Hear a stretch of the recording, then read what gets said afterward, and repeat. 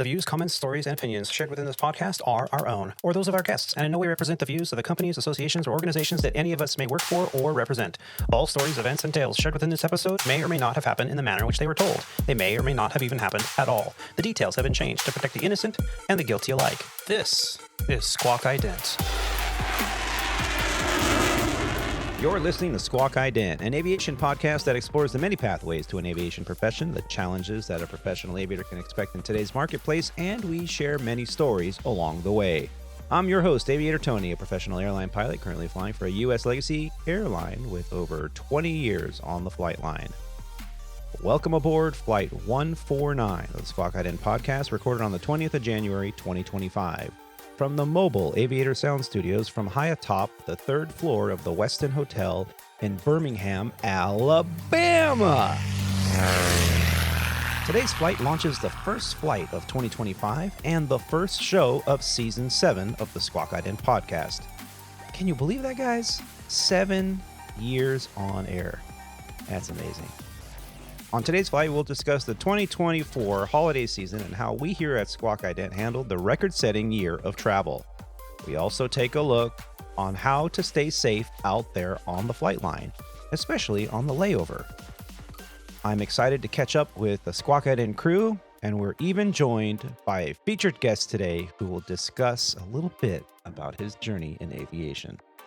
So stick with us as we discuss all this and more on this, the 149th episode of the Squawk Ident podcast.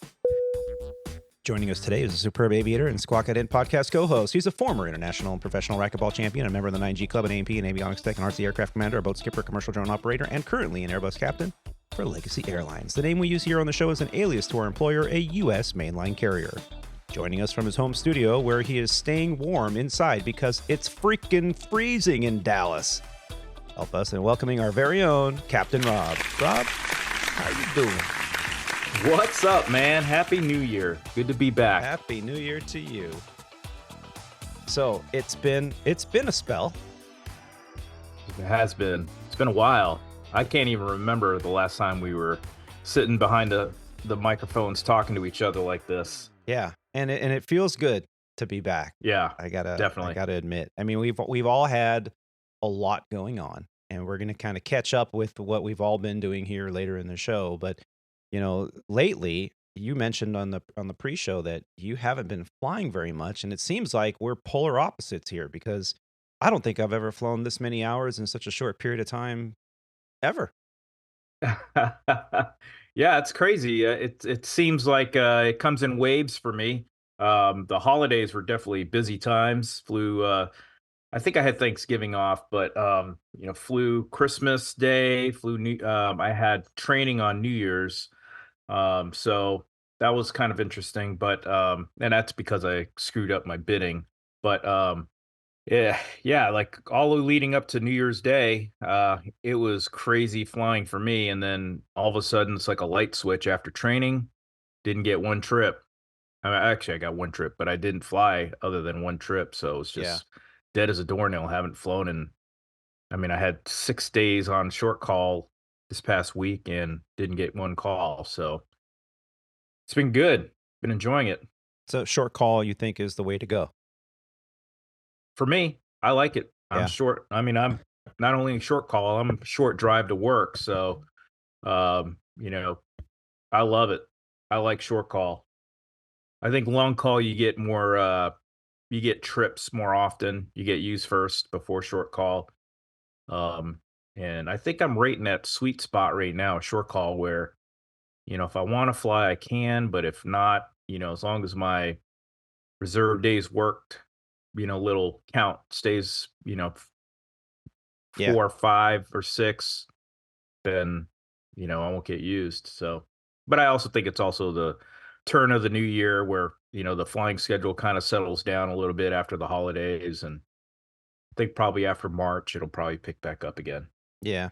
Yeah. Well, I don't know. I might we'll talk about my my schedule here pretty soon, but it sounds like you had a handle on it, and congratulations. And it's good to hear that you're still doing the volleyball adventures. I thought that was going to die down after the girls were out of high school, but now that they're in college and playing collegiately, Yep. it's almost as busy as you were before. It's crazy because now my oldest daughter who plays for Fort Lewis College in Durango, Colorado. Her season ended in December, and that started in August. So it was August to December, and then they're getting ready to start spring volleyball, which starts here in February. So they just have a few tournaments in spring. Nothing. There's no like.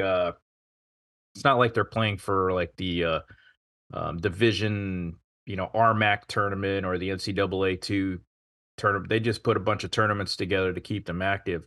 But they're going to start playing, and we're going to start going to see those things. But then also my other daughter who goes to Texas Tech, she plays club volleyball for them, and they start up now and they go all the way through May. Wow. And they pretty much have a tournament 2 or 3 times a month, somewhere in the state of Texas. So they're going to be driving around everywhere to play these little tournaments, and then the nationals will be in actually Phoenix, Arizona in May. So we're looking forward to doing that. You So just yeah, gave me it's busy. a flashback thought of a similar father who made sure his daughters, took care of themselves and played the professional sports. And isn't his Yeah. name King Williams? Oh yeah. The Williams, The the Williams. Williams sisters' dad. Yeah.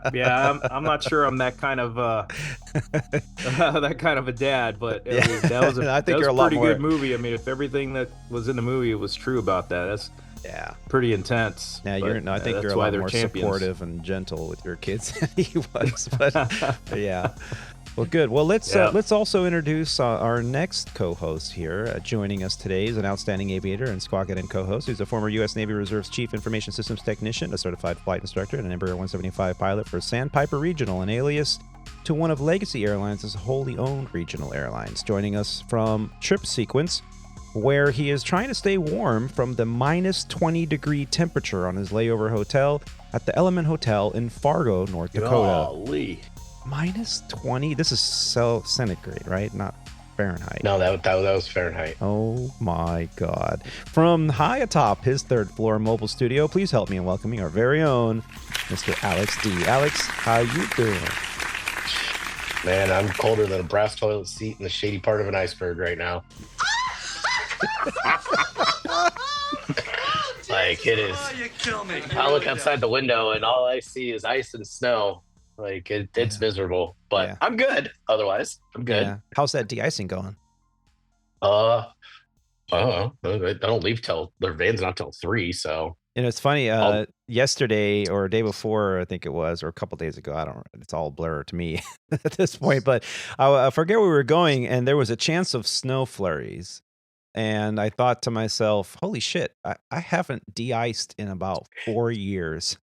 I have us left coast pilots. We intentionally bid left coast flying this time of year so that we don't have to deal with de-icing. I mean, I think I got burned out from 13 years over at Sandpiper, based out of Chicago Yeah. for most of it, in New York, and de-icing 2, 3, 4 times a day.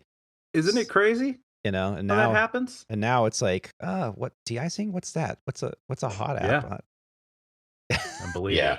yeah, don't worry. We're Sandpiper's still holding it down for you guys, de-icing. So Yeah. we're good there. No, you're doing great. You're doing great. And you've been pretty busy too. I mean, we've talked personally off air here the last few months as things were kind of getting crazy, and it seems like your life and my life have had many parallels in them. How are you? How are you doing now? And I hear, is there a congratulations in order? Yeah, there's congratulations. I proposed to my fiance, or my girlfriend now, my fiance, I guess if you want to call it that.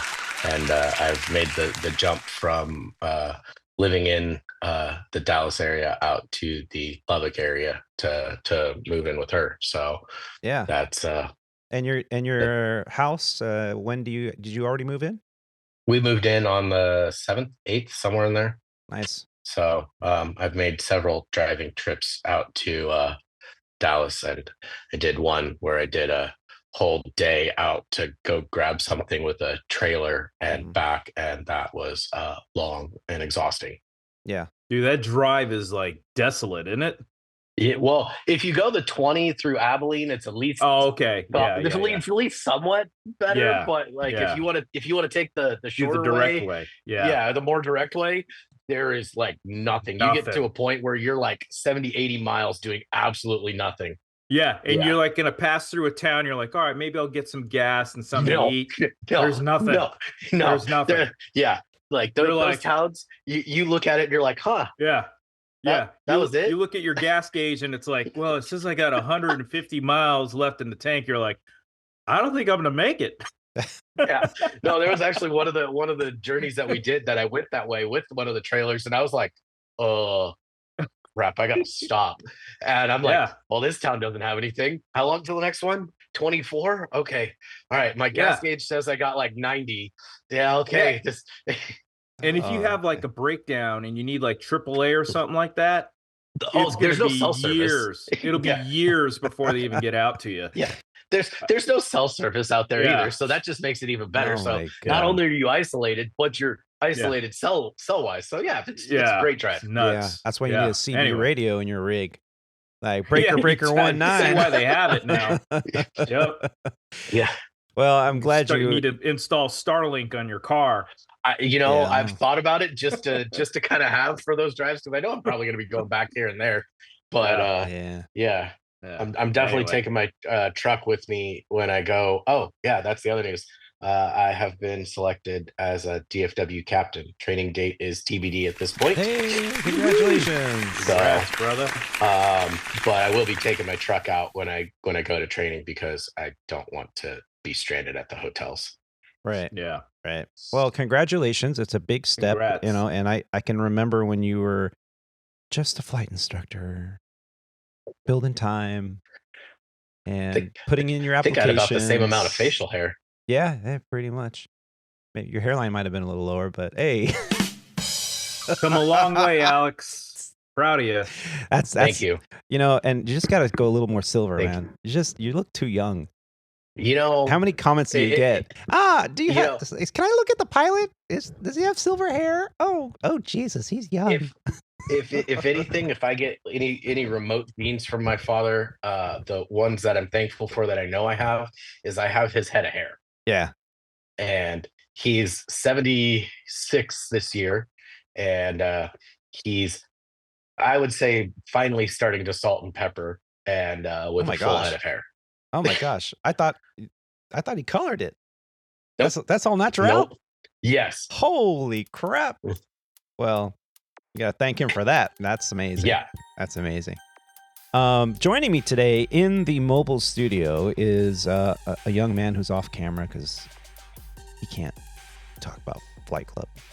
There's not going to be much talking about Flight Club, but he wanted to see how the magic happens, so he's here.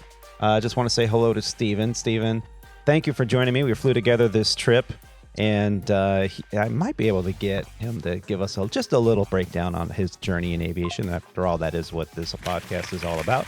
So, Steven, would you like to say hello to the folks? Hello, folks. And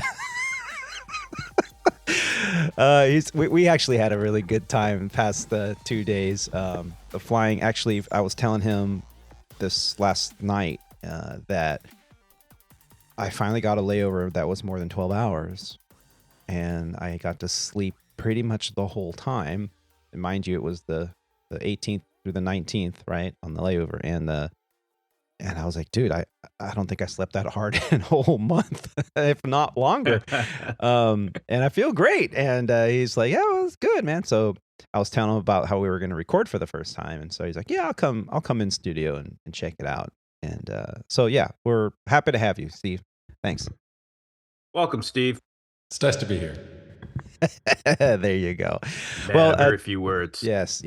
Well, Terry is supposed to be joining us here a little bit later. I don't know where exactly in the world he might be right now. He might be watching the television right now. I know all of us have the TVs on in the background on mute because we're watching a very monumental event that's happening here today on January 20th, 2025.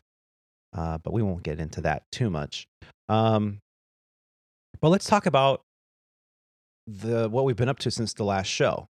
We've kind of dove into what the two of you have been doing, and I think it's only fitting that I do the same.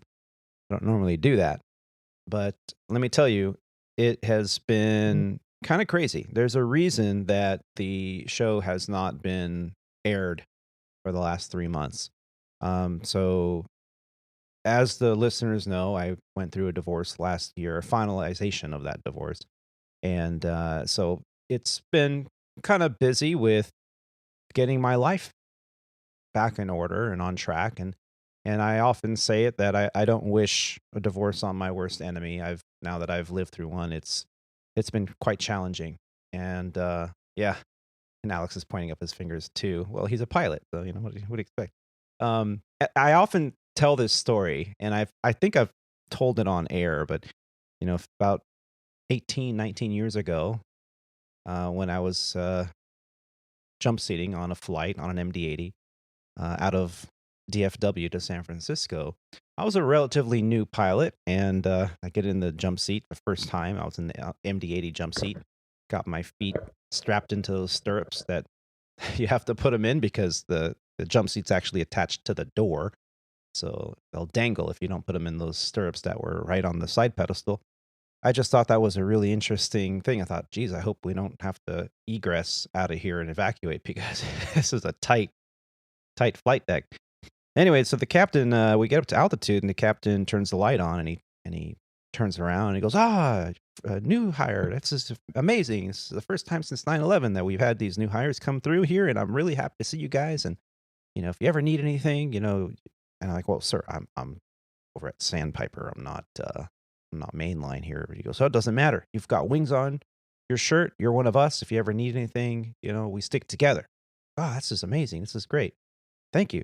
He goes, well, can I give you some advice? And I said, okay, yeah, sure.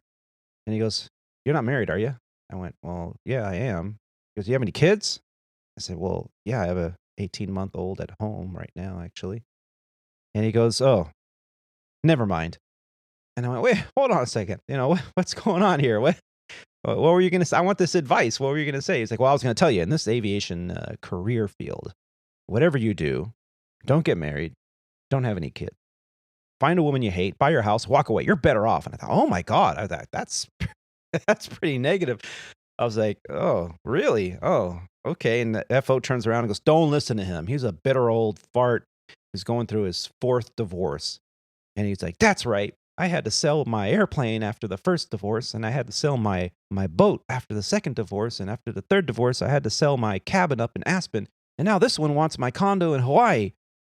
And I'm like doing the math and using my fingers going, boat, airplane, cabin, condo. Holy crap, And the FO says, yeah, he didn't learn his lesson the first couple times. I don't think it's them.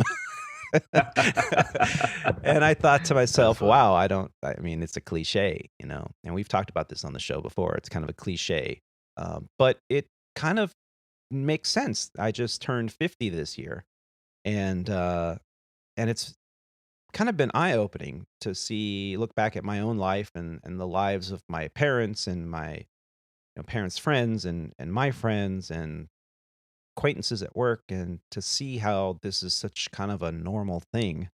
And I've learned a lot. I've been watching a lot of YouTube videos on life after divorce, and divorce attorneys that say the way to do things right and wrong, and it's a heavy process. It's a very heavy process. So, but here I am on the other side of it, and we said it on the show. It's like your eyes are in front of your head because you got to look forward. You can't sit there and look back constantly. So that's what I've been up to. Sold the house and moved. That was quite the adventure, and found a really nice place in Arizona. So now I am in the Valley of the Sun.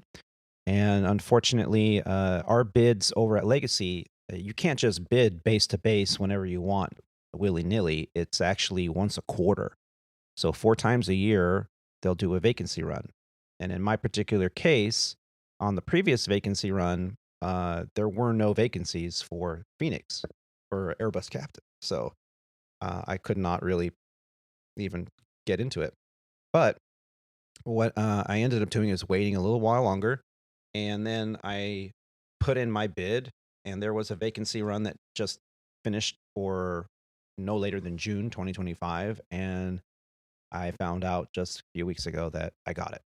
So now I don't have to commute anymore. So here Congrats, I was. dude. Thank you. Your thank life you. just got so much easier. Yeah, because that Yeah, was. I did the opposite.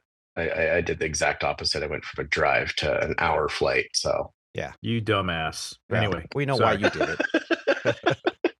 So it's one of those things where we always said it on the show here over the past few years that this job, it is almost like 4 different jobs in one. There's the reserve commuting, reserve not commuting, line holder, weekends off, commuting, not commuting. I mean, there's so many variables involved. It's a very complicated schedule to be an airline pilot. And fortunately for me, after 13 years of commuting at the regional, I really didn't want to ever do it again. And I was very fortunate to get a base and an aircraft that I wanted, which was home.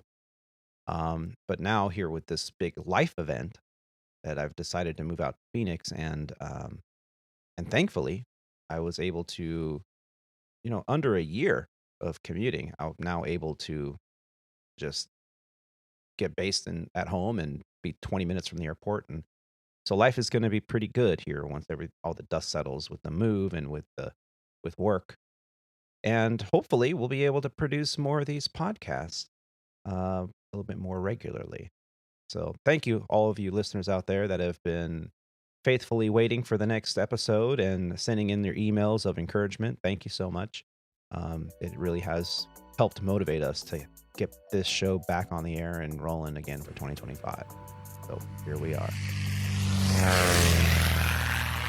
Well, speak of the devil, here he is. Also joining us today is a superb aviator and Squawk Ident podcast co-host. He's a retired U.S. Army colonel and a former Black Hawk Battalion commander. His journey has led him to operate Apaches, Black Hawks, C-12s, UC-35s, and he has a master's degree in management and strategic studies. He's a former Embraer 145 pilot, Boeing 737 pilot, and now currently a 7576 pilot for TransGlobal, the name we use here on the show as an alias to his employer, a U.S. mainline carrier. Joining us from his home studio in Northern Virginia, where he seems to be allergic to work. Yeah, it's going around. Help me in welcoming our very own Terry S. Terry, how you doing? Doing all right. I am allergic to work. In fact, so allergic that I have not touched the controls of an airplane where I have physically taken off or landed since before Thanksgiving. Oh my God. Time to go back for currency. I had Back to the sim. CQ. I had CQ last week or the week before. Okay. So So you're current now. Yeah. they got me current, but yeah, I've done some short calls. I've had some trips as the IRO, or how we affectionately refer to it as the bunkie. So the third pilot. I had a couple of trips, one in December and one at the beginning of this month. But yeah, I've not actually landed an airplane since before Thanksgiving. Wow. Well, It's insane. I think this makes sense now. There has to be balance in the force, and that's why they have used and abused me There to it the is. point where my insides feel like they're on the outside. Yeah, like we're opposites. You're flying all those hours, and I am happy to be sitting at home, not flying at all. Yeah. Nice. Maybe I need to start bidding short call. I actually got a line next month. First time since September. October, November, December, January, I was on long call. I couldn't hold a line to save my life. So wait a minute. When does your base change take effect? May 2nd, I'll be based in Phoenix. Yeah. So your line will be in LA then. So yeah, my line's in LA until the end of April. And the way it works is you put in for those listening that are like, wait, what are these guys talking about? So obviously, and let's just break it down for those listeners out there that maybe are just barely getting in aviation and wondering about this airline stuff. So, as an airline pilot, you are a seniority number. And as Alex's father said when we interviewed him on that podcast all those years ago, he said, seniority is not everything, it is the only thing. And that holds true for everything: schedules, vacation, bases, aircraft. Your quality of life is based on your seniority. It has nothing to do with your skills. It has nothing to do with, how you can fly an airplane, if you can dead stick an aircraft from 37,000 feet down to the runway or not. Nobody cares. It has to do with your seniority. And that is the name of the game. And one seniority number could make a huge difference in your quality of life. So, knowing that, when we bid for our schedule, it's bid by seniority. Whether you're doing hardline bidding or PBS bidding, or preferential bidding system is what the PBS is, that's just the way it is. And sometimes that carries over when you're bidding for vacation. Because right now, over at Legacy Airlines, the vacation round 1 vacation just closed. Now we have round 2, 3, and 4. The whole thing is convoluted and it's complicated, but the same thing happens for vacation. Well, when there is a vacancy in the system, meaning one of the bases, the maybe 10 to 12 bases that your airline might have, or 2 bases, whatever. If there's a vacancy and you want to go, hey, you know what? I just moved. I'd rather live in base, as is my case. I was living in LA, based in LA. Perfect scenario, right? Because you just drive to work. You don't have to worry about commuting on another airline or another aircraft. So life was good. But then I've moved out of state. I've moved to Phoenix. And we also have a base at Legacy Airlines in Phoenix. It is a more senior base. It's smaller in size in terms of capacity for the Airbus, but there's opportunity there. And so when a vacancy bid comes out, they say, okay, hey, in my case, we have 10 slots for Airbus captains in Phoenix. And whoever's interested, you can put in your preferences. And that's what I did. Found out that recently just found out that I'll be moving to Phoenix. So I don't get to go right away. I have to go in order, because if somebody in front of me bid for Captain Phoenix Airbus and they're currently a Captain 737 LA, they'll have to go to training and finish training before they can go to Phoenix. And because they're more senior than I am, they need to have that opportunity to go to Phoenix before me. So there are some rules set in place so that the junior person can't just get in there. So instead of going right away, the bid was for June of 2025, meaning you will be there no later than June of 2025. The reason I don't just go next month is because maybe 1 or 2, and I didn't really look into it, but maybe 1 or 2 of the pilots that bid for it have to go to long-term training, which takes about 6 weeks. So knowing that, I'm going to have to wait until May 2nd of 2025 before I'll be awarded the opportunity to bid for a line or flying out of Phoenix. So that's the reason why I have to wait. Also, it could be because of demand, or maybe they're anticipating getting more airplanes or more routes on that month and not until then. So they're, looking ahead to say, hey, we have these seats to fill. Let's fill them. And that could be also another reason why I don't just go right away. So there's these very convoluted set of contract rules and, just basically bylaws of how this is going to work. And there's a reason why we have unions and associations at the airline. It's so that you can have these questions answered. And it's very rare that you find a pilot that has all the answers when it comes to contract.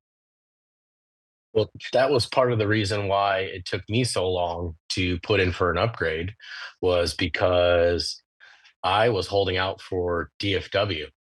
There were no DFW captain positions open.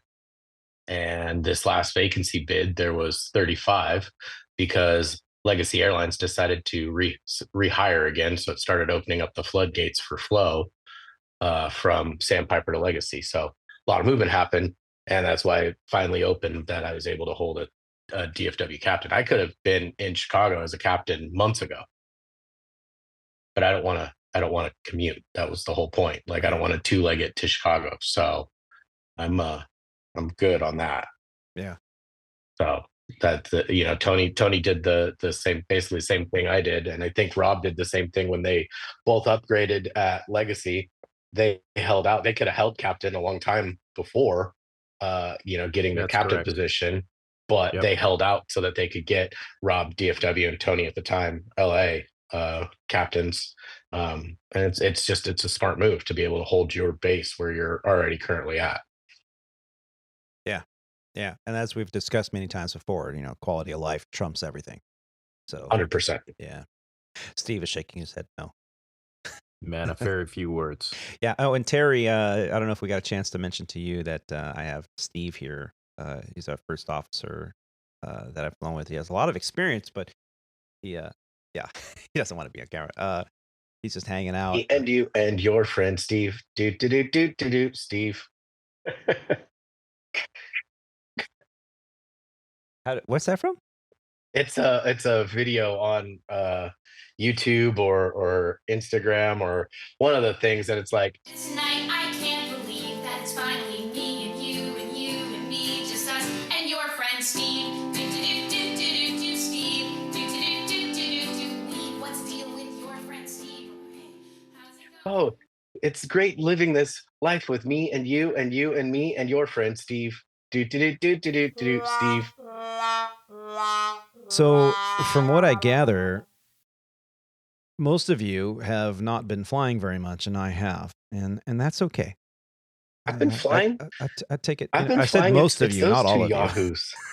you. Hey, I went to Recurrent, man. I had enough flying in Recurrent. Yeah, that's true. Too That's many true. engine fires and failures. And let's talk about Yeah, me Recurrent real too. I quick. went to Recurrent too. Yeah, let's talk Right. about Recurrent real quick. So, has anything really changed this year's Recurrent compared to years past? Rob, start with you. The current theme in Recurrent is SOPs, standardization, SOPs, policies, procedures, saying the words as they're written in bold and only those words. As we've had a string of accidents, mishaps, and stuff that going on with a lot of it had to do with people not following the procedures and the policies and the checklists and everything that are written in stone. And you're going to hear a lot of the term pink, right? Procedurally intentional, procedurally intentionally non-compliant, or something like that. Oh, I've I've not heard of this. So they know the pink. What's that? So- PINC. PINC, procedurally intentionally non-compliant. Oh, okay. So they have, we have a procedure, they know it, but they intentionally didn't comply with it. Grounds and for it's termination. Just, like you'll see in one of the human factors class, the big one where one of our captains in Miami was taxiing into a gate.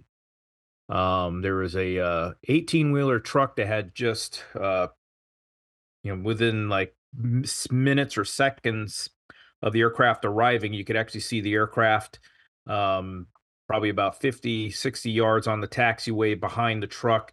The truck crosses the parking lane, the lead-in line for the parking zone. And this particular gate was also at one of those intersections where all like the vehicles come out from underneath the terminal and everything. So this truck kind of gets into a little of a congested area there. So it had to stop because it had nowhere to go until traffic cleared. And then the captain turned the plane into the onto the lead-in line. Mm-hmm. And he stops because he sees the truck's in the way. Then the truck moves over just a little bit, clearly way over the line. And then he just keeps rolling forward. He just keeps rolling forward. And then bang, he hits the truck with the wing, the left wingtip. And they interview the captain. They're like, "Yeah, I saw him, but I didn't think he was in the lines." And you're like, Well, you Yeah. saw him. "Well, why did you stop? Right. And why did you go really slow?" It's like, Yeah. There was a little bit more to it than that. It's hard to remember everything, but it's stuff like that. There's they give a few examples in training that, things that could have been avoided that cost millions of dollars in damages and Right. stuff, and it all could have been just mitigated by just doing what we're supposed to do. So Yeah. anyway, that was a big thing. And then the scenarios that they had for us, they changed a little bit. Mine was from Orange County to LA. So quick flight from Orange County to LA, and then you take off in a direction which you rarely do out of Orange County, which was it 5 left? Oh, okay. It's the Yeah. runway we take off out of. Right. And then you definitely lose an engine. You have to follow the engine Single failure engine procedure. That's Yeah. company procedure, and then you end up securing the engine and then landing in LA. So it's actually pretty easy, but there's a lot more to it than because it's the short runway, the Did you have to do a flaps 3 toga toga takeoff? toga takeoff, Improved APU on. performance? Yeah. This one we didn't have the APU running, so we so had to do No bleeds, Oh, right? Bleed yeah. off. So a lot of little stuff. So it's just a lot of brain work going on in the beginning there, and then Mhm. once you get airborne, you just handle it as necessary. But Yeah. it was pretty easy. And then A lot of I gotchas, you got to pay yeah. attention because if you forget one, it's like, aha. Yeah. Yeah. Yeah. So, and then the what do they call it? The LOE was the pretty simple. It was Monterey, Mexico, flying back to Dallas, and that was pretty simple. There's a few anomalies that happened that were not part of the scenario. So it was simism stuff, and the instructor just said, "Hey, let's just roll with it, see what happens." And then if anything happens, he'll take over the sim and correct it, and then we'll keep going. Well, as soon as we took off, you ever get that the Neos have the runway overrun protection system. Yeah. Yeah. So as soon as we lifted off, Brakes. Runway too short. well, no, it's just the ECAM, SURV. I think it's surface or serve, and then ROPS. ECAM message saying it failed or whatever. Which in so the it's air not a big shouldn't- deal. Yeah, it shouldn't have. Yeah. Right? Not a big deal. And then shortly after that, we got the GPS. How I forget the exact word that it says, but you get it on the MFD. It's GPS primary, Oh, yes. Uh-huh. right? So all of a sudden we started to lose our GPS systems, and this was not part of the scenario. Yeah. So this is all during the climb out of Monterey. I mean, literally, whatever, 800, 900 feet off the ground, Yeah. bing, and then all this stuff started happening. And I'm thinking in my head, this is all part of the scenario. So Wow. I'm flying. I'm like, hey, you know what? So the FO does the way he's supposed to do. This is not a quick action or an ECAM exception. I'm like, roger that. Let's just let's hold off on running that the follow-ups on that thing here. You can clear, serve or what the hell that the underlying part is, and we'll get back to that here as we get above 10,000 feet. Mhm. I was like, all right, sounds good. So we're doing that, and then next thing you know, the GPS starts to fail. And I'm looking, I'm like, all right, so that's not a enunciated thing. Oh, it is, but it's not, you know what I mean? It's presented, but it's not an ECAM enunciation.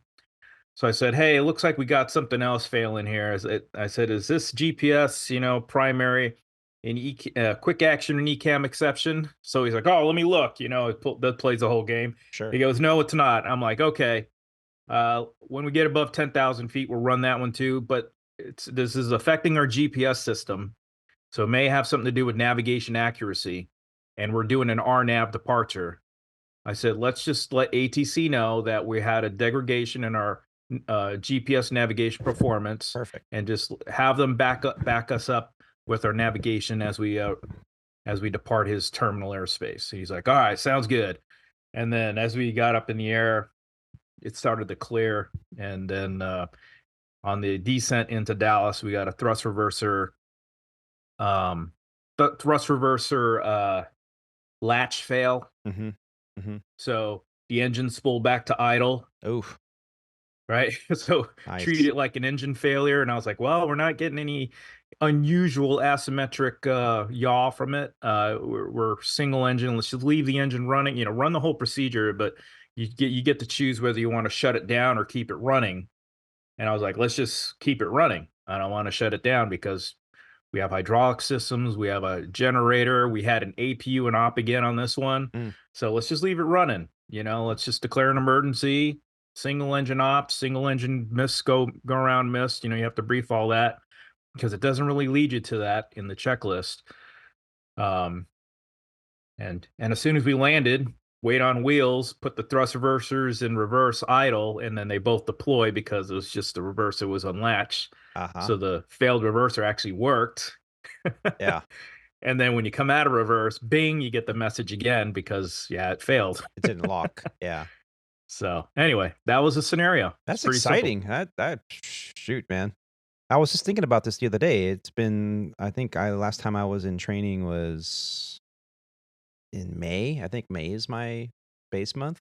So it's been a while. And I really liked the way it was done at Sandpiper for a while. It was like I think it was 6 months when we first started, and then they went to 9 months. And then when I came over to Legacy, it was a shock to me to go a whole year between training cycles. And I get it, there's a much bigger operation, and maybe it's a little bit more intense, and therefore there's no need to come back as often. But there's something to be said about going through training more often. We're on a year cycle. I think that's a new AQP thing. Yeah, it's AQP. They changed it. It's 12/24. And the crazy thing for my particular situation was mine was on January 1, which was the beginning of the new scenario. Oh, so first day for everybody, even the instructors. There was no gouge. You could look at the slides and all the presentations in our company training material. But even the check airman, I actually had 2 check airmen in there because one was just kind of he hadn't done the new scenario himself, so he wanted to go in there and see it before he did his on somebody else. So I had 2 check airmen back there, which was actually a blessing in disguise because they were both just, kind of like everybody does it in the first time around. They were both just hacking their way through it. They're trying to they were reading the script and trying to get ahead of themselves. And it just, things were a little harder. I think it was harder on them than it was on us because, they had to set up the scenario perfectly so that the outcome would be what they wanted to see and all that. But anyway, it was all good. It was a piece of cake. And Terry, you were just in your recurrent training over at Transglobal as well. How was that for you? Was it pretty much the same on par as years past? And do you also do a 12-month cycle there? So our cycle is 9 months, and for FOs, I think the captains are on a 6-month cycle. And it was very similar. Like, so ours is it's 3 days. Day 1, it's something called pilot professional development. So it's all classroom, scenario based, like, how to be a better crew member, I guess. At the end of the day, how to, be a leader, and, how to follow company policy. And it's just, they're trying to instill the leadership and being a more professional pilot into everybody. So so that was day 1. Day 2 was basically it's a warm up for the so this cycle was my LOE, CQ LOE. So it basically is a warm up for the LOE. We did they had some first look maneuvers is what they call them. So they don't tell you what they're going to be, but basically how you handle an emergency, and it's a little bit difficult when they pair up two FOs because somebody's got to play the captain, right? Right. And it's not your normal seat, and so, but they're what they say is that well, you're typed in the airplane, so you should be able to do this, right? Obviously, they don't expect you to know the flows and all that stuff, but the basic stuff of flying and managing and leading and in the cockpit, that all applies. So, yeah. So day 2 is kind of like the warm up, and they do that for us. Is in the 764 sim, since we're on 4 different airplanes. The 752, 753, 763, and 764. So the 764 was what we did the warm up in, and then the LOE, very similar. It was Austin to Houston, um, with a line of thunderstorms in the way, and you take off and you get some kind of non-normal. For us, it was a cargo fire. Oh. So, get on the ground ASAP. And at that point in time, we were like right over San Antonio. So it's just a real easy diversion into San Antonio, handling the emergency along the way. But that one was in the 752 sim. So got to, you get to, I think it was day 2. I did all my landings. And then, the actual LOE, I played the captain. And yeah, I mean, yeah, take off, unfamiliar, not necessarily unfamiliar, but, we don't fly 757s into Austin. So Oh, kind of so unfamiliar. new for you. Yeah.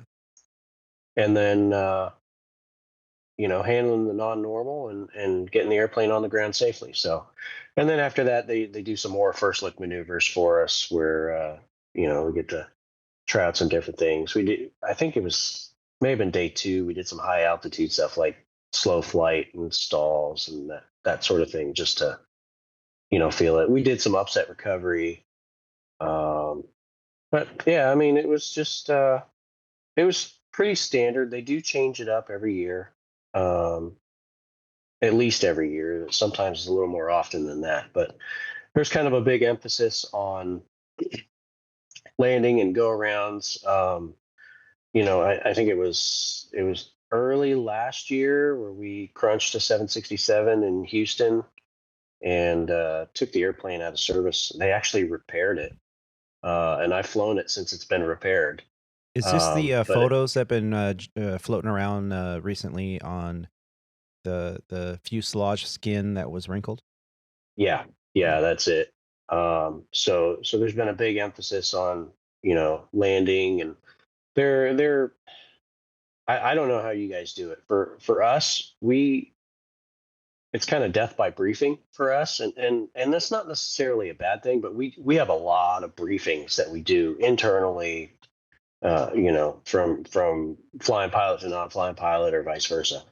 And so they keep adding things to our briefs. So now, uh, when I first came onto the fleet, they'd made a big change where we're briefing not just stabilized approach criteria, because everybody knows what that is, but brief how you're actually going to do the approach, right? So, okay, I'm going to turn base, I'm going to go flaps 5. Once they turn me to an intercept course, I'll go flaps 15. About 2 miles prior to final approach fix, I'll go gear down, flaps 20, blah, blah, blah. So, they want you to do that. But then now they've added, like, because of that incident and other incidents that we've had, apparently, they want us to talk about how we're actually going to flare the airplane. Because, we fly 4 different airplanes, right? And they're all different. Yeah. And the 764, as your radar altimeter is counting down, 50, 40, 30, there's a cadence to it, right? And, in a 76400, okay, I'm going to start my flare after it says 40, but before it says 30. I'll initiate my flare. I'll pitch to about whatever it is, 2 degrees nose up. And, in the 7.5-200, it's going to be 50, 40, 30, then I'll flare.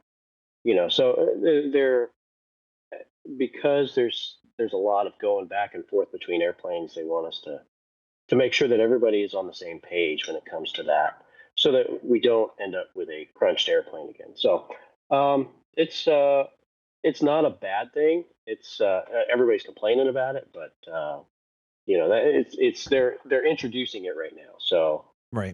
we kind of went over that in our CQ as well.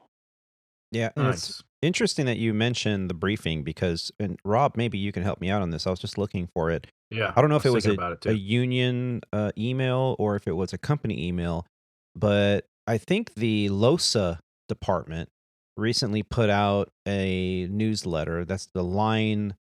What is it? LOSA's Line observation, line safety safety. Yeah. It's a safety something. audit. Yeah, safety audit. Yeah. So basically, there's a department within the company that they have these people that review millions of points of data. Bless you. With the information that they get from both observing on the flight line and the aircraft data, ATC data, radar data, and they put it all together and they try to stop unsafe trends, or they try to do their best to change SOPs so that we don't damage an airplane or get into a unsafe scenario. Now that committee releases a newsletter once a month, and I believe it was in the newsletter that they talked about how the first 60 seconds of a briefing, an approach briefing, you have 100% attention span from the other pilot. After 60 seconds to 3 minutes, now they hear you, but they're not listening to you. And then if the briefing lasts longer than 3 minutes, you're completely lost. They're tuned out. They're thinking about, what they're having for lunch tomorrow. And this is a common debrief item in the training department that they go, well, your briefing, we don't need to hear all that stuff. I know they in the past, they've been very heavy on the briefings. They want you to brief everything so that it's at the forefront of your mind, so that if you have to do a go around, we even talk about it. And my FO Steve and I on this trip, we were talking about the briefings, and if we do a go around, it'll be a soft go around. So it'll be a go around, toga, flaps 3, climb set, positive rate, gear up, and we got to go over it in the briefing. That way, if it actually happens, it's not like, wait, shit, what's happening? What should we do? What are we supposed to do? Oh, I forget. So that hesitation's not there, right? You're priming the event. Yeah. So it's in the forefront of your mind, and as Steve said, you're priming it. So now the company is going, well, you guys, that's great that you're doing that. But all that other stuff, like this is the outer marker, this is the altitude of that outer marker, we're going to verify that the identifier on the localizer is this and the frequency is this, and if we do this, it gets to be the point where, especially if you're going to be cleared of visual approach during the day, what do you got to brief? The frequency, the inbound course, the touchdown zone elevation, and if it's a standard assessment or not. Which way you're going to turn off the runway. That's about it. That's it. It's meant to be, I'm just going to throw this out there and go with me. It's meant to be brief. A brief briefing. I Like, it. Exactly. It's literally in the name of it. It's meant to be brief. One of the things at Sandpiper that drives me insane is we have a takeoff briefing. And in that takeoff briefing, kind of discuss taxis. And then we get to, okay, we'll take the runway and standard reject criteria. Oh, what's standard? Right? Okay. So hold on. We say standard reject criteria, which is per our AOM and, SOPs and all that. And then we'll go standard reject criteria, below 80 knots, blah, blah, blah, blah, blah, blah, blah, blah, blah. After V1, blah, blah, blah. Well, if it's standard, then why do you need to say all this other stuff? Right. You could just say standard reject criteria and you go, oh, okay. That's understand. The Department of Redundancy Department. Yes. Yeah. Yeah. Exactly. We brief it every time. Every time. Every time. The criteria And below yeah, 100. what I really That like was is a big part of our scenario too was that whole pre-departure briefing, talking about, hey, standard reject considerations, and then Tony, this because of we're in Airbus world, but then they talked about the messages that will actually present themselves above the 80 knots. The one that are not inhibited, the ECAM messages that are not inhibited. And he said there's also the hot brakes one, that what if it gets triggered just before it gets inhibited, right? So right as you're approaching that inhibited airspeed, you get a hot brake message. You said you're going to reject for anything prior to 80 knots. Oh, look, Terry's there twice. That's awesome. Anyway, I'll have to get my VR glasses so I can. Okay. Sorry. It's the Department of Redundancy Department. We do have the redundancy department. Okay. Hey, there he is. Anyway, so that whole thing was presenting. He's like, "Are you going to reject for hot brakes?" And I was like, "Well, shit. Why would we? It's hot brakes. Let's just take it airborne and keep cool them off in the air." And he's like, "Yeah, so let's talk about that, because that message will actually, according to your briefing, will prompt you to reject the aircraft. And then do you want to reject an aircraft with hot brakes on a short runway?" It's like, well, we're thinking about it now, but the event will be long gone by the time it happens. Yeah. So these are the things you need to talk about during that. Terry, that this is exactly Terry just shared a file with us here on the meeting, and Terry, this is exactly the NOTAM that I was referencing. I guess I got the times wrong, but yeah, 0 to 15 seconds. Your mental capacity is fully engaged. 16 to 30 seconds. A sound is heard, but the words are mostly undecipherable. Yeah, I was just going to say. So here's the way I mitigate this. Okay, you have to. Okay, you still have to get all the information out. All right, so you kind of have to talk about it, right? So that's a given, right? And we talked about the timeline. You have to kind of involve the other person in the briefing, in the conversation, and that's part of our little threat forward briefing, Terry. I think they probably do it at Transglobal, right? But I also kind of, in the middle, about 20 to 30 seconds into the briefing, I find a nice sweet spot, and I always tell my FO in the beginning, I say, "Look, at this point, I need you to give me your best impression of a midget at a urinal." And then they're kind of funny. They kind of, perk up. They go, "Oh, what's that?" Then I say, "I need you to be on your toes at all times." All right. So then I keep rolling on with the briefing, because now they're laughing. Now they're engaged. And I got them back for another 40 to 50 seconds again. You know what I mean? So that's something you might want to put in your little toolbox. You know what? I'm going to use that. Rob, the known nomenclature is little person. It's funny you say that, Rob, because I actually use something like that too sometimes, and I haven't used it in a long time. I'm going to have to try to use it. I'm like, "Hey, buddy, can you open up your side window right there real quick?" And they always grab the handle like, what? Like they think that someone's going to pass something through the window or something. And I go, "Yeah, I need you to, I'm about to start the APU. Can you clear prop for me?" And they look at me like, "Such a dork." I'm like, "Uh-huh." And I'm sorry, you had a point. That's great, Rob. So a midget at a urinal. A midget at a urinal. On your always on your toes. I like that. Oh, you're muted. You're muted. You're Rob muted. probably Sorry, had I a was great muted, funny sorry. joke. Dun-dun-dun.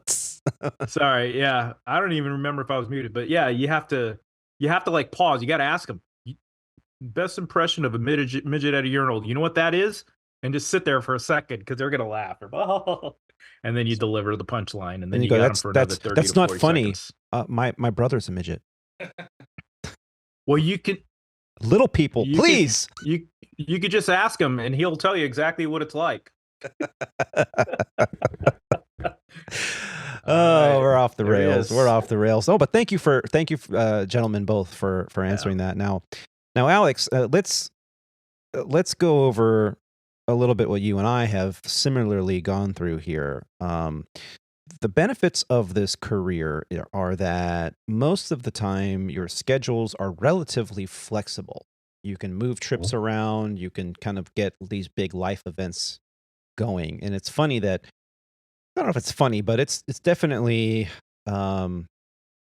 was interesting that we both kind of were going through some of the life changes at the same time, and we were joking around. It's like, hey, no, why are you just copying me, and I'm copying you, and all this stuff. Um, and by the way, again, congratulations on the upgrade. Congratulations Thank on you. the engagement. And we look forward to hearing more about your personal journey as we move forward here as well. But we both kind of went through the same kind of thing, and it was good to have a friend that was going through it at the exact same time.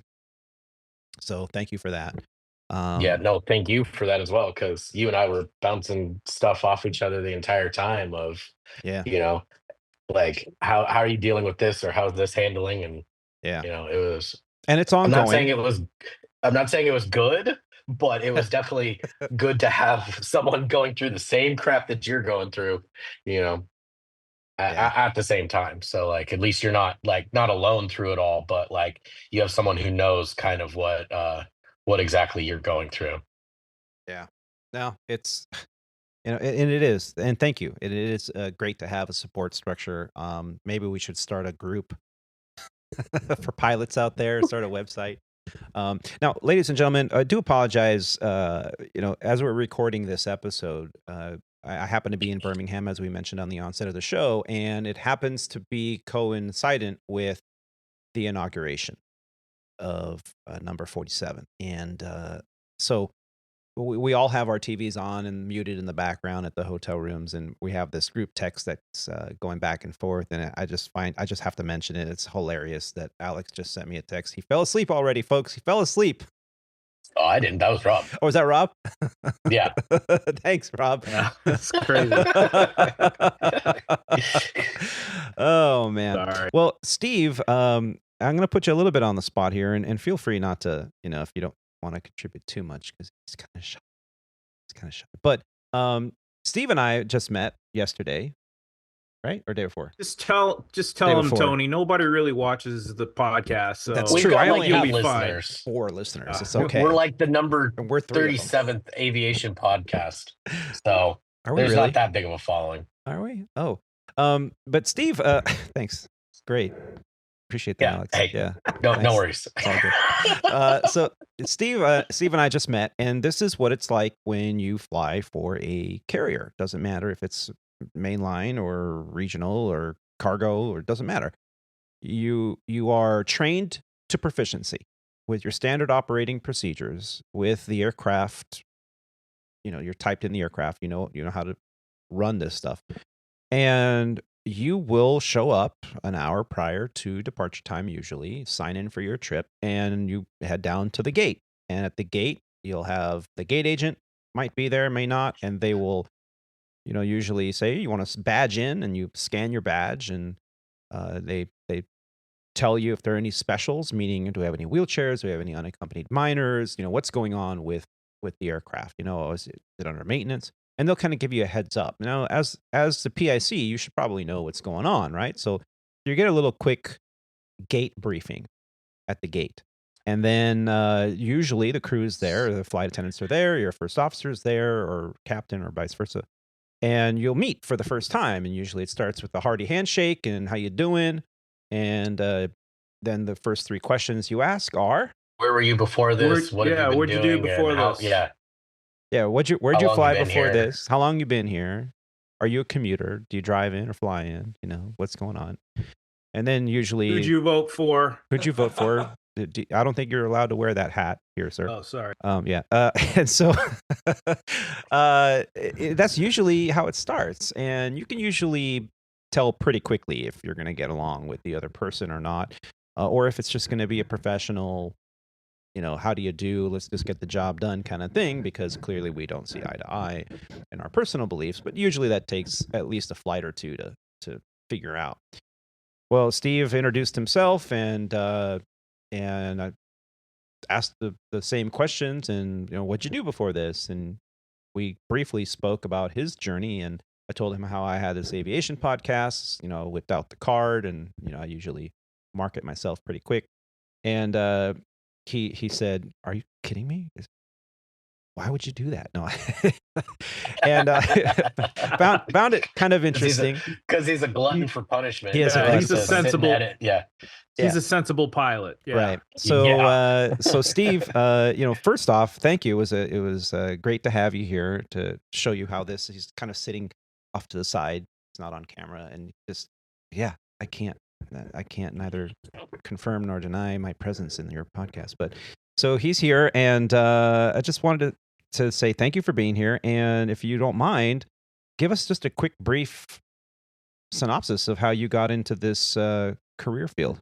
All right. The brief is that I was going to be an airline pilot back in the 90s and made it to about 200 hours by September 11th. All my friends who had just made it to regionals, they were getting furloughed. And I said, wow, what a dumb idea. And so I had a whole nother career doing something else. But I still kept flying. Then the ATP written test. It used to be that you could just walk in and take the test. And now there's a whole procedure that you guys can talk about that is it's really difficult. So a friend encouraged me, and by that I mean he berated me all the time until I took the ATP written test because he knew about the changes. And so I took it, maybe a day or two before they changed the rules, and you have 2 years to get your ATP before the written test expires. And so I had the 1,500 required hours at that time, and so a general aviation friend went and worked for a regional airline who things were going well. And so he encouraged me to come over to that airline. And I said, oh, they're never going to hire me. I know what they want and what have you. So he had the recruiter call me. I talked to him for a few minutes.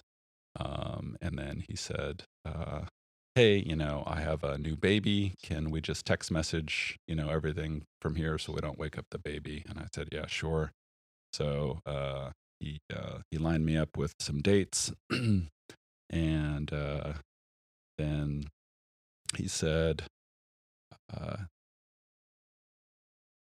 okay, so we'll see you on this date for class. And I said, no. I think you misunderstood. I'm coming in for an interview. He's like, no, you're coming in for class. And I said, no, I haven't even interviewed yet. He's like, no, you already interviewed. You're good, right? And so the story is that I went from being a private pilot because I never got a commercial license because there was no point back then. But I did have 1,500 hours. So I went from being a private pilot to an airline pilot in 2 months.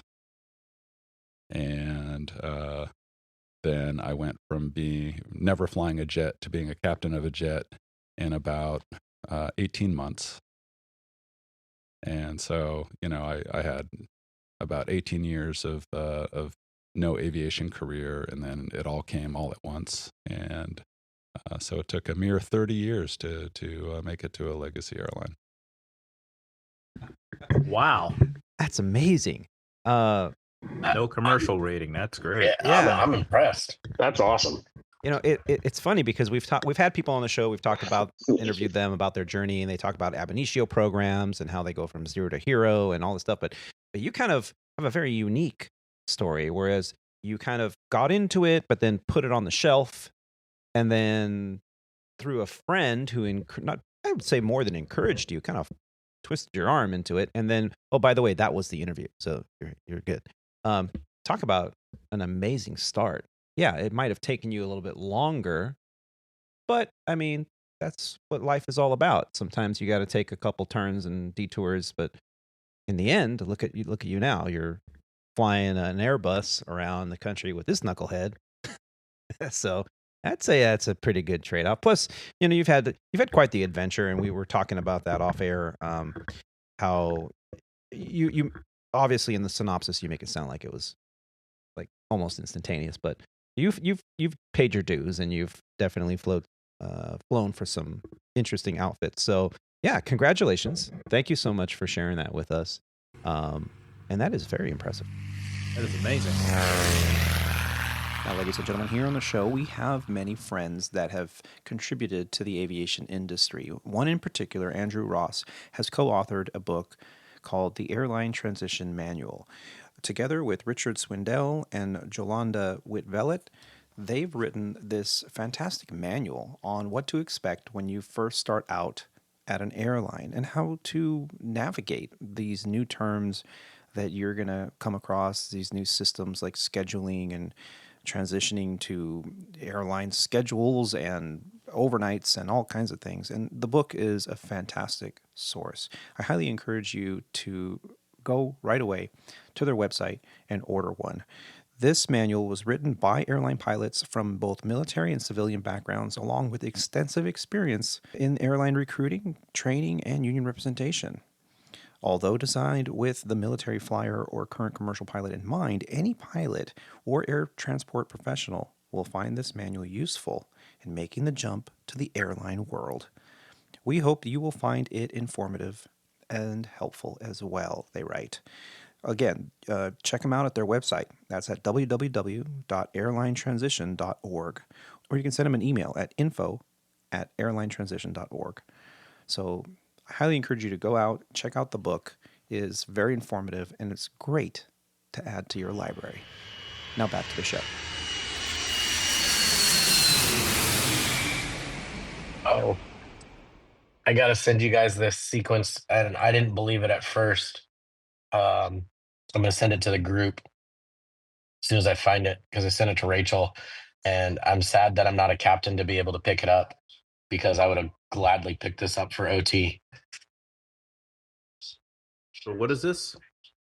It's a valid sequence, and I saw it on Facebook, and someone was like, "Oh, I you should see. pick this up." All deadheading. All deadheading with 2 Hell overnights in yeah. Chicago. 17 hours worth of pay to deadhead the entire time. Wow. But you got 2 line checks in there. Yeah, but those are the whoever it is because you're the 3 line check. captain of that plane who's getting moved out of the way to have the other line checks 4. happen. I didn't see. Oh wow. Yeah. This is a check airman thing. Yeah, Mhm. it looks like it was built for a check airman. Yeah. Yeah, but definitely supervisor sequence. Yeah, up in upper left-hand corner. yeah. Soup sequence. Yeah. But it was a valid sequence that you could that was available in open Yeah. time. Yeah. Get it.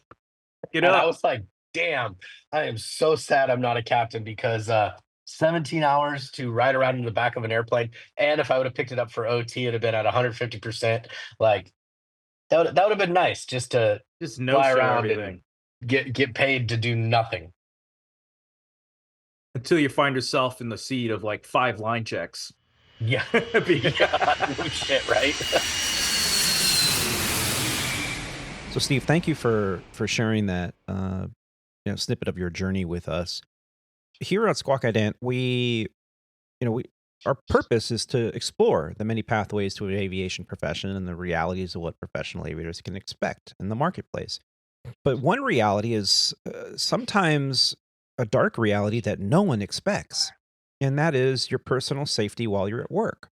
Now, we understand that there is a safety risk when you're flying an airplane at 37,000 feet, 6 miles over the surface of the earth at over 500 miles an hour in a pressurized tube, with 2 engines, possibly more, with internal temperatures of over 800 degrees centigrade. I mean, I get it. It's inherently dangerous, but we train for years and in some cases decades to make sure that we know how to handle ourselves when things don't go quite right. But one thing that we can never prepare enough for is our own personal safety, or what they call at Legacy as PERSEC, personal security. Now, it was very, very tragic to hear that one of our very own over at Legacy Airlines recently was murdered. And I hate to use that word. It's just awful, and I don't mean to go dark with this podcast, but it is the reality. She was murdered on a layover coming back from the mall to her crew hotel when she was stabbed in the neck by what can only be assumed is a person who was either heavily on drugs or not mentally right. And can you imagine her family? Can you imagine her friends, her coworkers, people that have known her for decades, to hear all of a sudden that while you're at work on a layover, going out to grab a bite to eat, that you're brutally attacked like this? I mean, it was terrible to hear this. And this just Yeah. happened here. And I know, Rob, we got to get a bunch of company emails about this and talking about, Yeah. be vigilant. And they had a very nice ceremony in Phoenix Yeah. on the ramp there. They closed That the was very ramp. touching. Yeah. Yeah, it's very nice. But I have an article I'll put in the show notes about it. And I could just bear with me as I read a little bit about it for those of you that don't know about this or haven't heard about this. It's just awful. According to NBC News 12 in Phoenix, Arizona, 2 people were injured and a woman was killed when they were stabbed Saturday evening by a man in the 16th Street Mall, a mile-long outdoor pedestrian area located in the heart of downtown Denver. A fourth stabbing in the same area Sunday evening left a man dead. Although Denver police were unable to release the identities of the victims, family identified the woman as 71-year-old Celinda Levno. Her employer, Legacy Airlines, confirmed her death soon after. Police announced the arrest on social media. The suspect has been identified as 24-year-old Elijah Kodal. The suspect's motives are still not clear. And there doesn't seem to appear to be any kind of connection between the victims, police said. Police said during the news conference on January 13th that Clodal was recently released from incarceration in November of 2024. He also had a previous felony conviction and was incarcerated in 2023 as well. Clodal was born in 2000, and his first contact with law enforcement was in 2016. Denver police said the suspect had been arrested and faces homicide charges, as well as charges related to the other 3 stabbings. This is a devastating loss. Luvno recently celebrated her 35th anniversary as a flight attendant. She started her career in 1989, working for America West, but most recently worked for Legacy Airlines. To donate to Luvno's funeral fund, there's a link. And again, I'll put a link in the show notes for those that want to follow up on this. Legacy Airlines confirmed the incident and shared this statement with 12 News. We are heartbroken and mourning the tragic loss of our colleague, who was the victim of a senseless crime last night. Our thoughts and support are with her family, loved ones, and colleagues. And we are doing all we can to assist law enforcement in the investigation. The Association of Professional Flight Attendants also commented on Levno's death, calling it a senseless tragedy in a release shared on Sunday. This kind of stuff absolutely is deplorable. I mean, can you imagine you're out and about grabbing a bite to eat, and Yeah. It's infuriating. it's just. And Well, how many times have you like walked, went out and I hate to say it, but it's usually in these, big cities. Mhm. And you go down to get something to eat and you have to walk by some of this traffic where you're like, man, I'm not sure if I want to go down that street, or I'm going to keep, as much distance, have to go across the street, Yeah. to stay away from that kind of stuff. And it's just so bad, man. It's like, Yeah. Well, just gosh. recently I did I had to part of my whole adventure of moving, and I had one of my vehicles was at a shop in San Diego, and I had it planned out to where I had already moved, so all my things were already in Phoenix, and I had a trip that ended like at 8:00 at night, and I ended up getting a flight on a Delta carrier, a regional carrier for Delta, to get from LA to San Diego. And we pushed off the gate at 10:00 at night, and I was just so tired. It was one of those 2-leg transcon days, and I fell asleep as we were pushing back right there in the seat. And about an hour and 45 minutes later, I wake up, and I hear the captain saying, "Sorry, folks, we've been holding for quite a bit, and the fog in San Diego is the airport's shut down. It's down to a quarter mile, and unfortunately, no one's getting in or out. And so we're going to divert. We're going to go back to Los Angeles." And I thought, oh boy, and I had an appointment to get my car out of the shop early in the morning, and I already booked a hotel, which was at that point non-refundable. And I thought, man, this really sucks, and I'm exhausted, and too late for me to go home. So what am I going to do? So I ended up renting a car and drove down to San Diego that night. And thankfully, the car I rented was a brand new Toyota Corolla with what they call the Toyota Radar, which is pretty nice. It's kind of like auto drive. It has lane assist, and it keeps you in your lane. And because the fog was so thick, I had my flashers on, and I was driving well below the speed limit. But occasionally, it would beep at me, and the brakes would automatically be applied, and I'm like, "What?" And then all of a sudden, a semi truck would be in front of me. There were parts of that 405 that were pretty bad with the fog. So thankfully, I got to San Diego in one piece, safe and sound. Parked in the lot across the street from the hotel, and all I had to do was cross the street and get into the hotel. It's about 2:00 in the morning, and I see a group of people standing right pretty much off to the side in front of the hotel of about 12 or 13 people. All of them were homeless, and they were all doing drugs.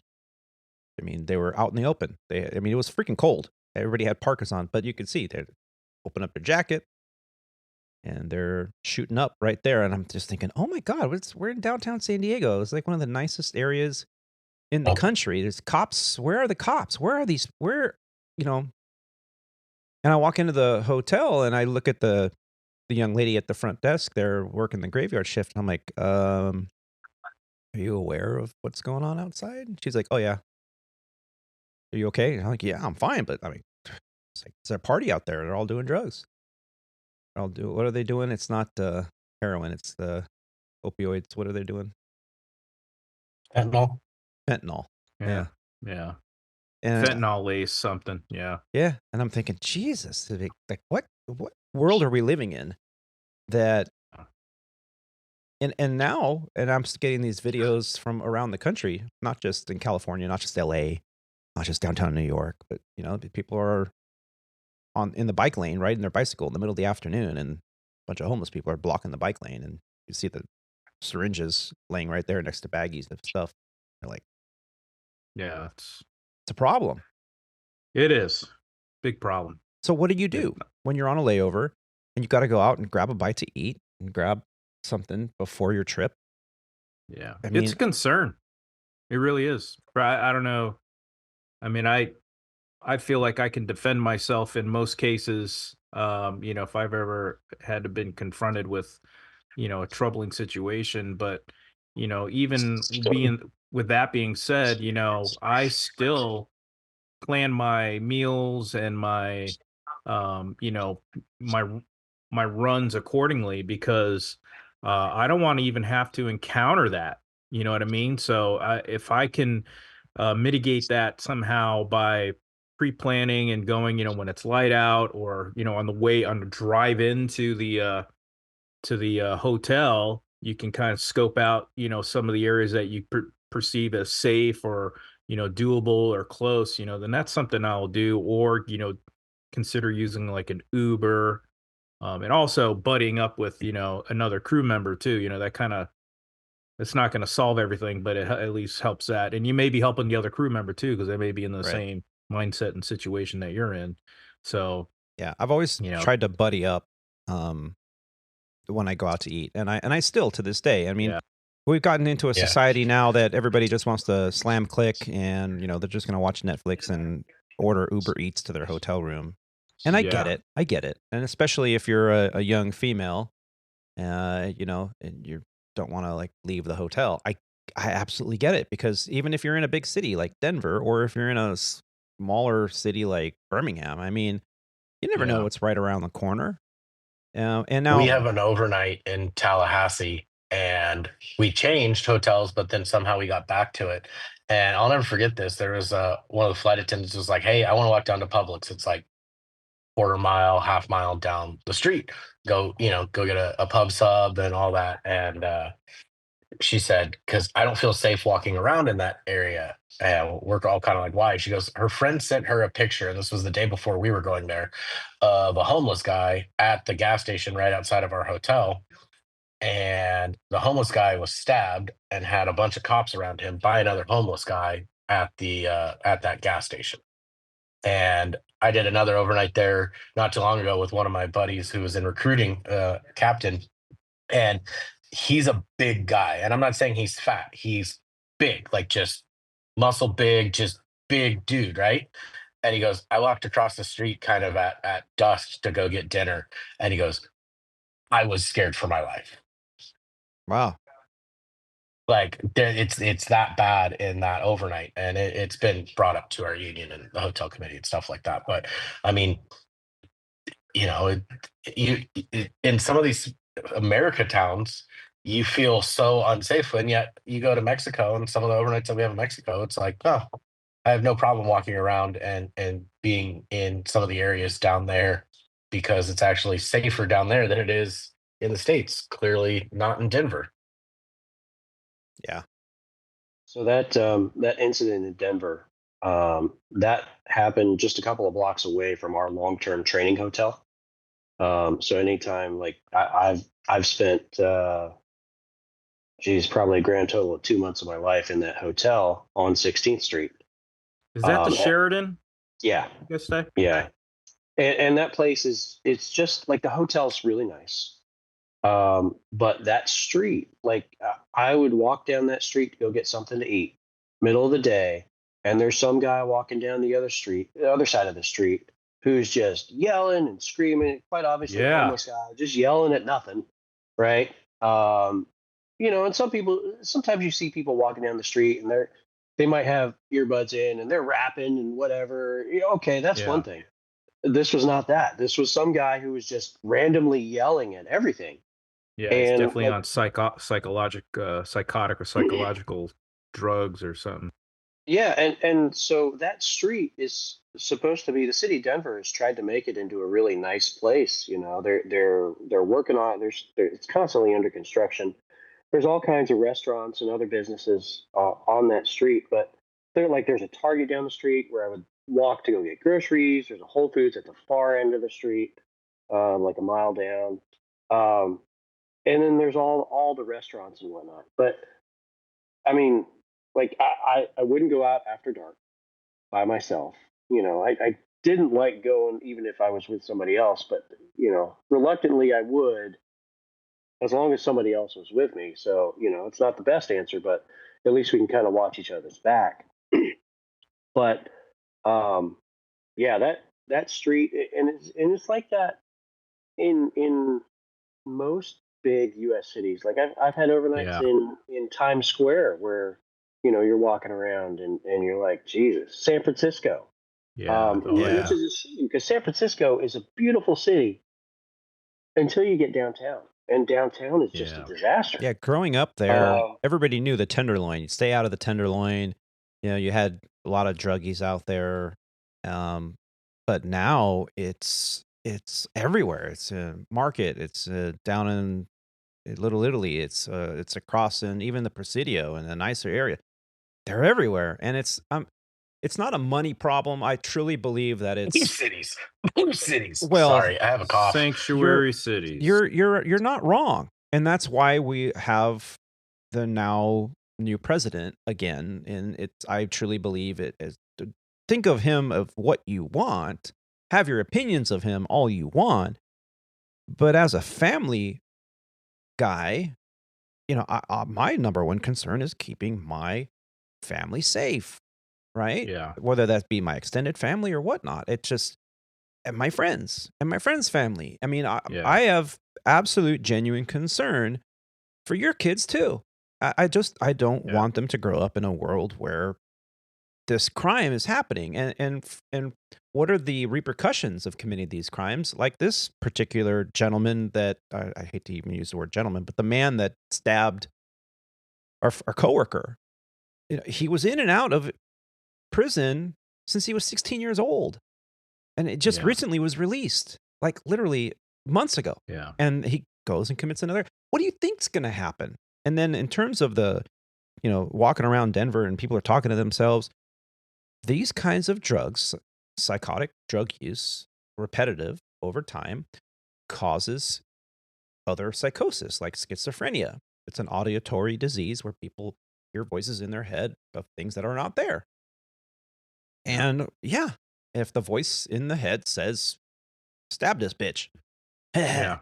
of course it's disturbing to think about, but we have to protect ourselves. We have to be careful. And it's sad that we live in a society that you just can't be safe walking around. People don't do the right thing. And it's Yeah, I got to a point where there was a lot of tournaments that my daughters would play in, these volleyball tournaments, and they'd be in some of these cities, Reno, Chicago,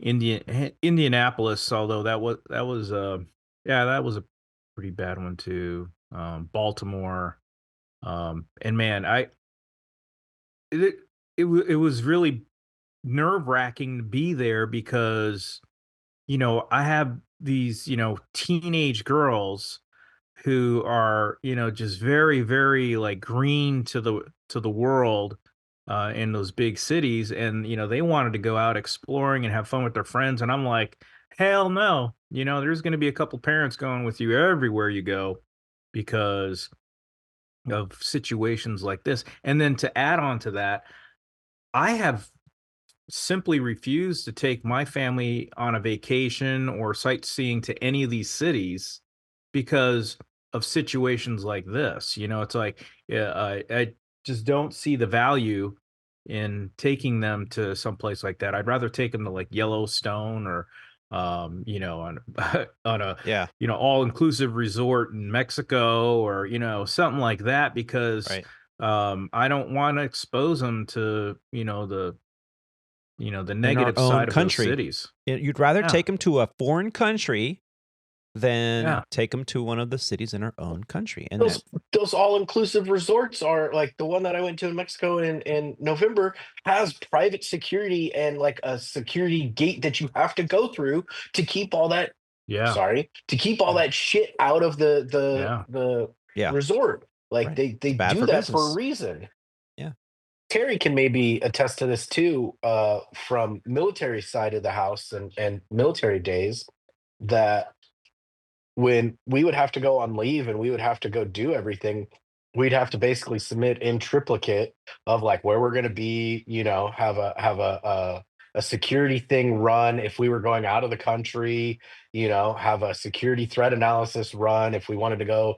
Like I had to do that for my first honeymoon to go to the Bahamas. They had to have a security, threat run for the island and stuff like that. Like, and that's for our military members. Like, I'm surprised there isn't stuff like that for us in the aviation industry. Well, Well, we have go ahead. I was going to say we have security briefings, but they're on a website. We have to go to the website to Yeah. read the most current stuff, and if it's a serious threat, like stuff that happened in Denver or anything that happens globally, we'll get a company-wide email and CCI message. But yeah, I see what you're saying, though. I think that the bigger problem here, because we can sit here and say, hey, you got to be safe out there. That's a waste of breath. The biggest problem here is that we, especially in this industry, and it happens in every industry and in every walks of life, we get so caught up in our routine, our job, how it affects us, that we do really the studying that we need for recurrent because it's required of us, the studying we need to do for our distance learning because it's required of us, and they go over security every single time. But we don't sit there and go on our company website at least once a week or once a month or whatever. Maybe it's a good idea to incorporate this into your routine, but go to the security page.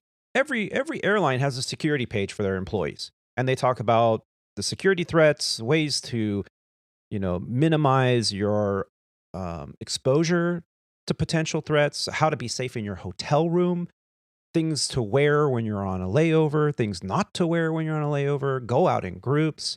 Sometimes if I'm with the flight attendants and pilots all together in one hotel, I even tell them, hey, if you guys are going to go out to eat and you need company or escort, let me know. I'll go grab a bite to eat with you. I usually offer that.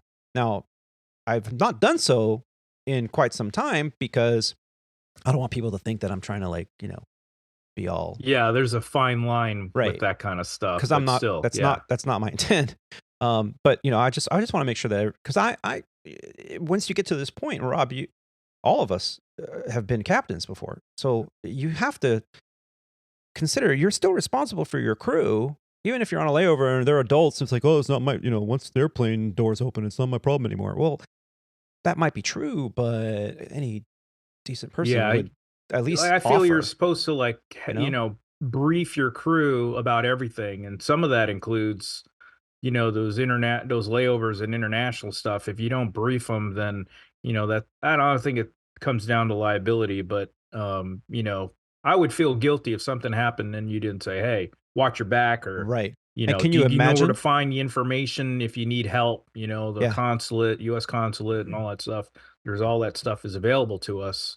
Yeah. A Now, lot of people don't even think about that when they go on these trips. right. And Terry, I want to get your perspective on this in a second, but I want to give Steve an opportunity to give us some insight because he's had some experience flying internationally, and so Steve, what do you think? What are some of the best words of advice that you can give to crew members out there that may be listening, or pilots that are in general aviation right now, getting ready to become an airline pilot and get out there? What's some advice that they can do to stay safe when they're out and about on the job? I mean, I'm no expert, but it's just always a good idea to, do what the locals do. Pay attention to your surroundings. Situational awareness is not just in the cockpit, right? So, don't stand out too much because that makes you a target. And I guess walk with purpose and at least look like you know where you're going. Yeah, don't look like an American when you're not in America. Exactly. Yeah, he was telling me that off camera a second ago. Yeah, don't look like an American. Leave your MAGA hat at home. You don't want to stand out. Take your fancy watch off. Yep. Get your SpongeBob watch and put that on if you have to have a watch. The one you got at McDonald's. But yeah, just Globally acceptable stuff is like just wear cowboy attire, because I think every country likes the Cowboys some way some somehow. boots and some Wranglers, Levi's. Yep. People, Yep. And it's funny I because mean, like Dallas Cowboy, but yeah. oh, Dallas. Oh, well, they don't have rainbow boots. Never mind. So it's funny because I've taken a few trips while we've taken this break since October. I went to Italy. We talked about that a few shows ago. I went to Barcelona, took a beautiful trip out there, and I even traveled to the foreign land of Iowa for a week. It was wonderful. Got to die of allergies with the dust and the livestock. But anyway, I saw Tony not too long after that Iowa trip. I mean, like a couple days after that Iowa trip, and man, did he look rough. yeah. The doctor said I was allergic to Iowa. Yeah, he said go back to California. He told me, doctor. But when you're traveling internationally, like Steve and Rob have mentioned, don't stand out. Don't wear your Ralph Lauren logoed sweatshirt when you're out on the layover. I know you got it for Christmas and it's really beautiful color blue on you and it makes your eyes sparkle. But don't wear it on the layover. Just go wear the Goodwill clothes that you got. Because, why stand out? If you've got and don't flash your phone, especially in Spain. They told us, don't pull your phone out unless on the subway because they'll snatch and grab it. So, and Terry, you are an international 7576 pilot, though you haven't flown for a bit. Do they teach you anything in particular in regards to security threats while on layovers internationally over at Transglobal? I'll be completely honest. I don't recall getting much training at all, other than having people say, "Hey, don't stand out." There's not a lot. So most of what I do when I'm laying over internationally is It's stuff that I learned from my time in the military, right? Say what you want about all the repetitive training that you get while you're in the military, but some of it's actually useful. So, for example, I have a lot of just regular T-shirts that have U.S. flags on the sleeve. Sure. Though they never go on an overnight ever, because I don't need somebody to say, oh look, that guy's an American. I I don't. Sometimes depends on where I go, but there's some places that I go, I don't take jeans because people there Yeah. don't wear jeans. Yeah. People there wear, Black. not necessarily slacks, but like gray pants, Yeah. they're more trousers. They wear trousers. They don't wear jeans, right? So sometimes I will, sometimes a lot of places I don't, because that is immediately going to make you stick out. Oh, that person's wearing jeans. I bet you they're, American or Canadian, or, they Right. probably have money, and, you know, um, I try not to wear things that are bright colors. You go to a lot of these countries, and they're wearing either light colors or muted colors or things like that. So like I don't go around wearing a bright red sweatshirt and purple pants, because that you're going to stick out. Basically, do anything you can do when you're on these overnights. You do anything you can do to blend in and look like a local. If you look Yeah. like a local, most people they won't even give you a second look, and you can go about your business just fine. Like I've been in on some overnights with the 62-year-old captain who's a retired Air Force guy, or who he wears jeans and he wears a t-shirt with a big Confederate flag on the front of it, and wearing a cowboy hat, and it's like we're in Europe. It's like, dude, do you not know where you are? You want them to spit No, in your I can food? I can defend myself. Be like, I don't want to have to defend your ass. Okay? I mean, Yeah. don't bring attention to yourself. Right. The easiest way to avoid trouble is to not bring attention to yourself. Yeah. And these are sound advice. Now, unfortunately, this advice is great for your personal security in regards to theft, in regards to getting mugged or jumped or, whatever. But how do you avoid some knucklehead that's got a steak knife in their back pocket, and they're going to take out the first few people that they see?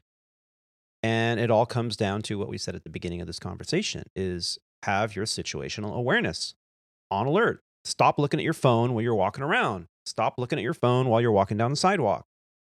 Put it in your pocket, preferably, a pocket like inside your jacket, not your back pocket, because again, it's going to catch attention. And just get to where you're going. Then when you're inside the restaurant, you're inside the bar, you're inside the hotel, you're inside the mall, whatever. Then if you want to pull it out and have a conversation or surf or what. But my God, I mean, I run into people every single day at the airport in the terminal because they're towing their suitcase and they're on their phone. They're not looking where they're going. And it's like, I just stop. I'll stand right in front of them and stop. And then they look up and go, oh, sorry. It usually happens 4 or 5 times every time I go from gate to gate.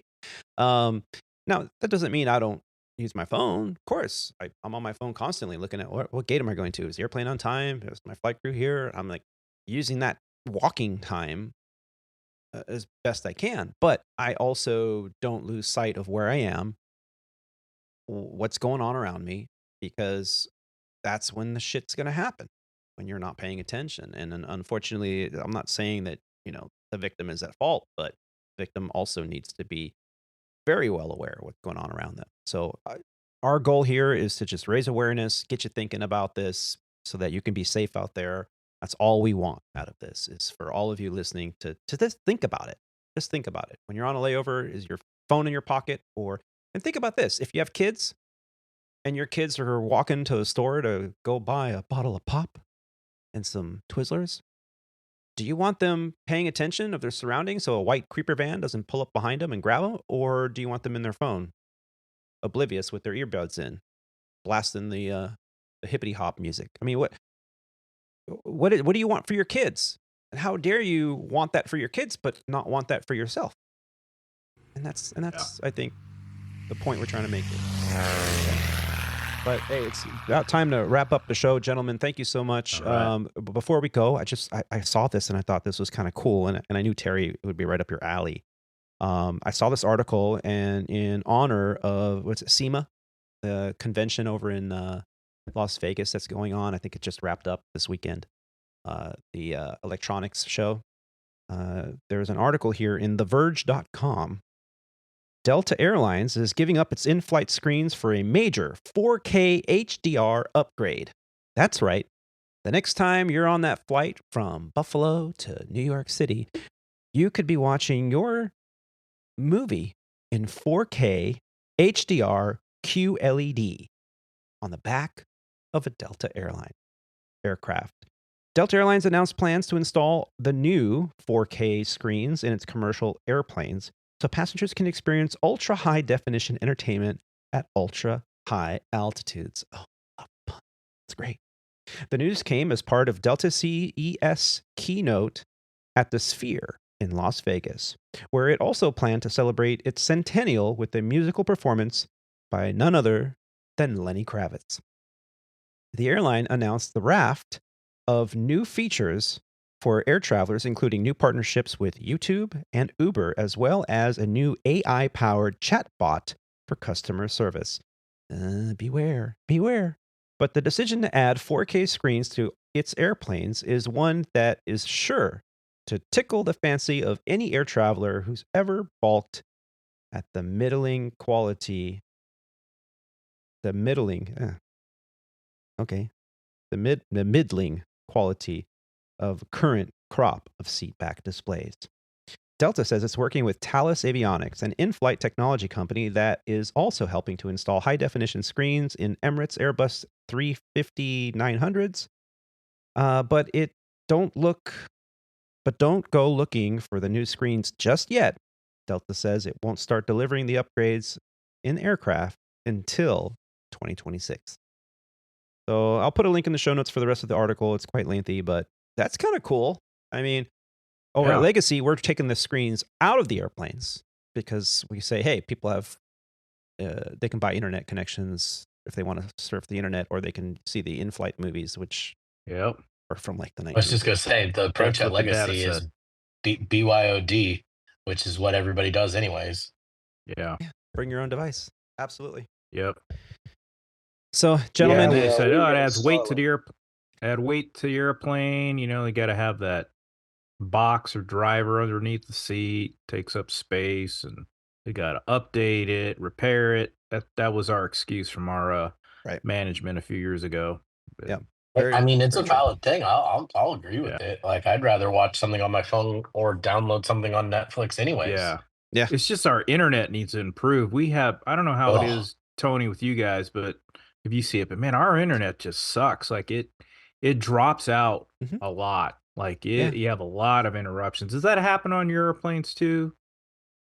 We're just getting the same internet you guys have. Yeah. Like we are finally upgrading to the satellite based one, not the ground based one. Viasat. Vice versa, whichever one it is. Yeah. Viasat is the. How about you, Terry? Starting to get that. Terrible. Yeah, we're kind of the same. You know, it depends. Like it'll drop off in certain areas. It is all satellite based. I think we have like 2 or 3 different providers, but we're supposedly, allegedly, from all the reporting and the announcement by the CEO, we're going to get Starlink on all of our airplanes. Yeah, I saw that. All right. And when they get that, I guess it's going to be free of charge to the passengers. So that's pretty cool. Sweet. Yep. That is pretty cool. Yeah, if you're not gonna have the 4K QLED screens, you might as well have free Wi-Fi. I think. And the Starlink is definitely what I hear is the way of the future for aviation. But legacy carriers will have AOL until Well, I think it's pretty smart of the partnership there with Starlink. You give it free, and if people like it on the planes, they're probably going to buy it. Yeah. For their house. For their home. So Their home, that's their pretty car, awesome. everything. Yeah, their boat. Have a pretty big future. I think I should invest in some of that stock. There you go. Well, gentlemen, thank you again for joining me here on the 149th episode of the Squawk Ident podcast. I want to say a very special thank you to Steve for being here. Thank you, Steve. Thank you for having me. Steve.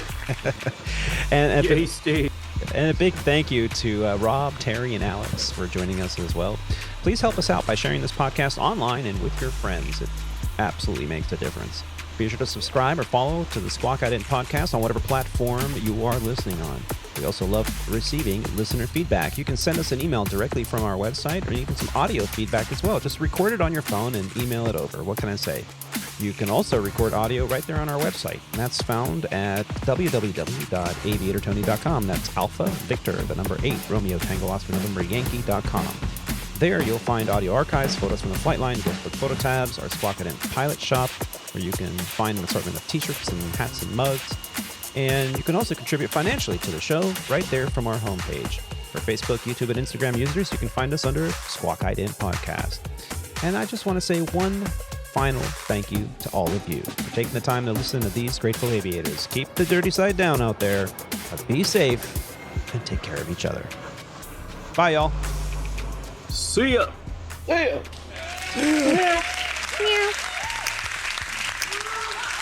Oh, God. Well done, fellas.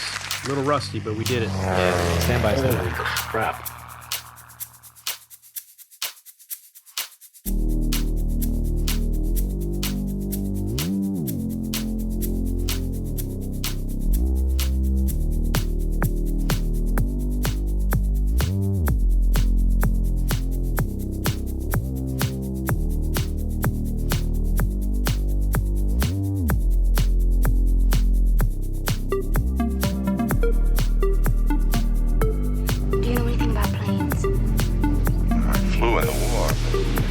Time ago. I wouldn't know anything about it. Do you know anything about planes? Do you know anything about planes? Can you fly this airplane and land it? No, not a chance. No, not a chance. No, not a chance.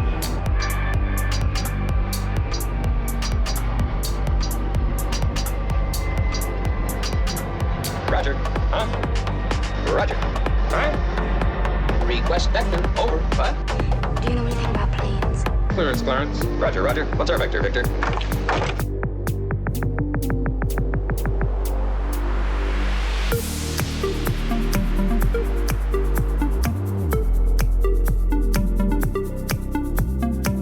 The elite. Best of the best. We'll make you better. We'll make you better. Do you know anything about planes? Oh, jeez. Oh, you kill me. You really do.